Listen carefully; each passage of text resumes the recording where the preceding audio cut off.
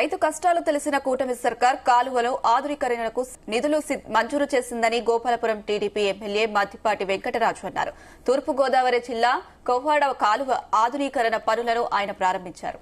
ఏటా వర్షాకాలంలో కాలువ పరివాహక ప్రాంత రైతులకు కన్నీళ్లే మిగిలేవని, గోపాలపురం, కొవ్వూరు, నిడదవోలు నియోజకవర్గాల పరిధిలోని వేల ఎకరాల్లో పంట నీట మునిగేదని, ఈ సమస్యను ముఖ్యమంత్రి చంద్రబాబు, నీటిపారుదల శాఖ మంత్రి నిమ్మల రామానాయుడు దృష్టికి తీసుకెళ్లగా స్పందించారని వివరించారు. మొత్తం 14 కిలోమీటర్ల పొడవునా ఆధునికీకరణకు 80 లక్షల రూపాయలు మంజూరు చేశారని చెప్పారు. గోపాలపురం నియోజకవర్గం వ్యవసాయ ఆధారిత నియోజకవర్గం.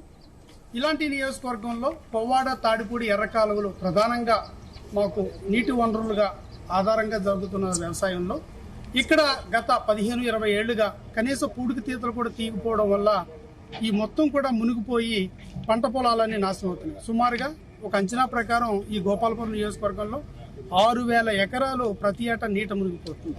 ఈ అంశం మీద ముఖ్యమంత్రి గారిని 2 దఫాలకు కలవడం, వారికి నివేదికలు అందించడం జరిగింది. దానికి స్పందించిన ముఖ్యమంత్రి గారు, ఇరిగేషన్ మంత్రి గారు ఇరువురు కూడా మా గోపాలపురం నియోజకవర్గానికి సుమారు 2 కోట్ల రూపాయలు ఈ యొక్క ఇరిగేషన్ ఆధునీకరణ పనుల నిమిత్తం శాంక్షన్ చేయడం జరిగింది. ఇక్కడ ఏదైతే కొవ్వాడ ఇప్పుడు ప్రస్తుతం మనం చేస్తున్న ప్రదేశంలో 14 కిలోమీటర్లు ఈ పూడికి తీతలు తీసి మొత్తం కూడా అది ఆధునీకరణ చేయడానికి 70 లక్షల రూపాయలు శాంక్షన్ చేయడం జరిగింది. ఇలా మిగతా 1,30 లక్షల రూపాయలు మిగతా అది కొవ్వాడ, తాడిపూడి, ఎర్రకాలువ మిగతా ప్రాంతాల్లో కూడా చేయడం జరిగింది.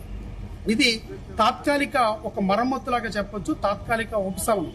అయితే భవిష్యత్తులో మేము సుమారుగా ఒక 26 కోట్ల రూపాయల ఖర్చులయ్యే ఒక శాశ్వత పరిష్కారాన్ని నివేదిక రూపంలో ఇటీవల కాలంలో ముఖ్యమంత్రి గారిని కలిసినప్పుడు నివేదికలు అందించడం జరిగింది.